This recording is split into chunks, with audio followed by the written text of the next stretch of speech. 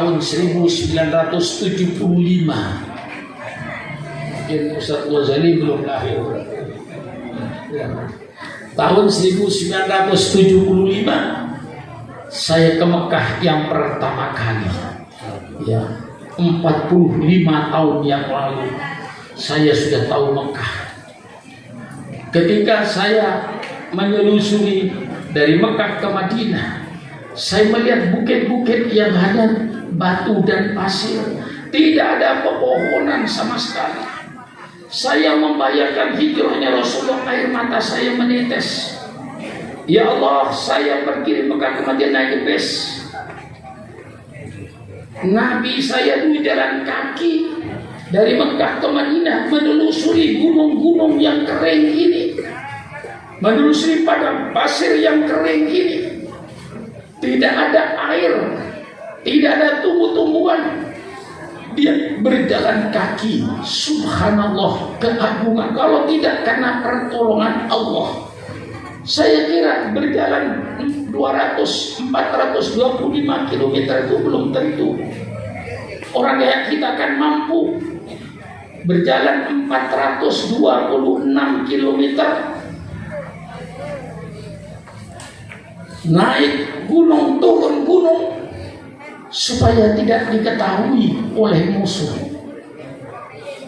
Ini hijrah yang Rasulullah dengan bukan rela meninggalkan keluarganya, meninggalkan tumpah darahnya, meninggalkan kekayaannya dengan segala pengorbanannya. Karena cinta sama Rasulullah, berkorban segala-galanya, mengorbankan keluarganya, mengorbankan kekayaannya, mengorbankan rumahnya, mengorbankan tanah airnya. Karena cinta satu, junjungan kita Nabi besar Muhammad SAW. Ini sejarah terjadinya hijrah. Ditunggu-tunggu oleh masyarakat Madinah berhari-hari, tentu berminggu-minggu. Begitu tampak Rasulullah memasuki kota Madinah, mereka semuanya bangkit pagar betis. Orang-orang yang sudah beragama Islam di situ menyambut dengan tolak al-badru alaina. Itu lagu pertama kali dicetuskan oleh orang Madinah, menyambut kedatangan Rasulullah dengan tolak al-badru alaina. Gegap gempita. Itulah hijrahnya Rasulullah ke Madinah. Sampai di situ tentu orang pada berbuat, singgah di rumah saya, singgah di rumah saya, singgah di rumah saya. Akhirnya Rasul bersabda, biarkan unta saya berhenti. Di mana unta saya berhenti, disitulah saya berhenti. Untuk menunjukkan keadilan, tidak memihak pada salah satu sahabatnya. Dan disitulah didirikan masjid. Disambutlah oleh orang Madinah. Disitulah Rasulullah mulai mengatur kehidupan baru. Di Mekah dia tidak punya wilayah, tidak punya daerah. Sekarang dia kembali ke Madinah, mempunyai daerah, mempunyai pengikut, mempunyai penduduk. Disitulah Rasulullah mulai mengatur kepemimpinannya. Maka terjadilah, walaupun tidak dikatakan, terjadilah waktu itu negara Islam. Walaupun tidak disebut Islam, negara Madinah. Dan tidak perlu disebut Islam. Mengapa tidak perlu disebut Islam? Karena pemimpinnya Nabi Muhammad, undang-undangnya Al-Quran. Untuk apa disebut negara Islam? Sudah jelas dan terang. Pemimpinnya Nabi Muhammad Sallallahu Alaihi Wasallam. Hukum yang dipakai kitab suci Al-Quran. Nah, disitulah Rasulullah menghadapi masyarakat yang majemuk, yang istilah sekarang pluralistik, bermacam-macam suku, bermacam-macam kabilah, bermacam-macam agama. Kabilah Kokon, kabilah ini, kabilah ini, kabilah ini, Bani Aus, Bani Khazraj. Di samping kabilah-kabilah terus di suku-suku bangsa menghadapi bermacam-macam agama. Agama Yahudi, agama Nasrani, agama yang menyembah berhala, dan umat Islam.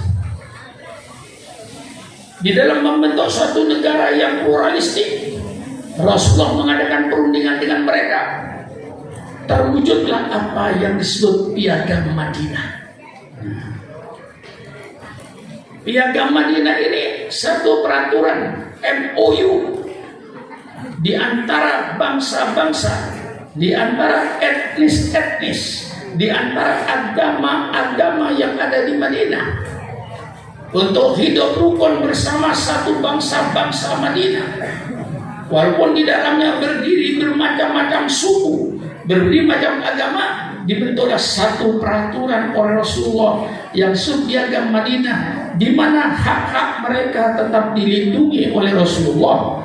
Orang Yahudi persilakan menjalankan agama Yahudinya, orang Nasrani persilakan menjalankan agama Nasraninya, orang Islam menjalankan ajaran Islamnya.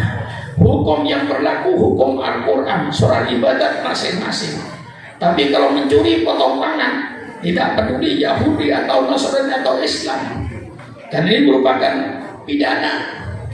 Hukum pidananya satu, ibadatnya masing-masing.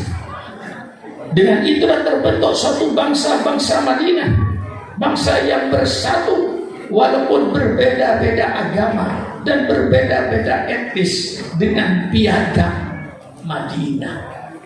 Maka kalau kita di negara Republik Indonesia ini yang terjadi bermacam-macam etnis, terdiri dari bermacam-macam agama, untuk menjadikan satu bangsa-bangsa Indonesia, tolong bangsa Indonesia, tokoh-tokoh bangsa, Anda pelajari Piagam Madinah itu. Barangkali nanti ada gunanya, supaya kita dapat bersatu. Ya, katakanlah di Indonesia yang menjadi kesepakatan Pancasila dan Undang-Undang Dasar 45. Saya tidak menyamakan dengan Piagam Madinah, tapi secara keseluruhan itu merupakan piagam kayak Piagam Madinah. Ada kesepakatan bangsa, ada kesepakatan pendiri anak bangsa ini.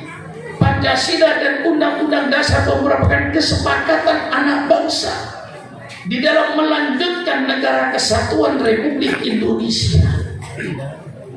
Maka tolong Pancasila yang ada sekarang ini kadang-kadang hanya ditafsirkan oleh pemimpin yang sedang berkuasa, seolah-olah yang Pancasila hanya pemimpin yang sedang berkuasa, lainnya dianggap tidak Pancasilais atau belum Pancasilais. Ini yang ada kenyataan sekarang ini. Zaman Bung Karno, seolah-olah yang paling mengerti Pancasila dan Undang-Undang itu Bung Karno. Yang lain dianggap masih belum Pancasila. Ditafsirkan Pancasila menurut dia, lahirnya yang namanya demokrasi terpimpin. Demokrasi terpimpin akhirnya menuju pada demokrasi itu menuju pada otoriter. Bung Karno dipilih sebagai presiden seumur hidup dengan mempunyai kekuasaan yang luar biasa. Masuk Orde Baru, digulingkan Orde Lama. Kemudian Pancasila ditafsirkan waktu itu oleh penguasa yang sedang berkuasa. Seolah-olah yang berkuasa itulah yang mengerti Pancasila. Yang tidak berkuasa dianggap belum Pancasila atau tidak Pancasila. Lahirlah waktu itu P4. Pengamalan, penghayatan dan pengamalan Pancasila. Semua rakyat disuruh menghafal P4.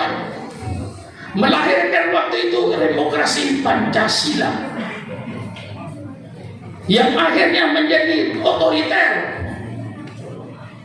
Pemerintahan yang tidak berkesudahan sampai memimpin 32 tahun, yang akhirnya menjadi diktator, digulingkan lagi. Timbullah reformasi yang sekarang 21 tahun reformasi berjalan. Ditafsirkan lagi Pancasila oleh yang sedang berkuasa dengan haluan ideologi Pancasila, di mana Pancasila diperas menjadi Trisila, Trisila diperas menjadi Ekasila, gotong royong, subhanallah, ini merusak tatanan Pancasila. Maka kita menolak itu semuanya.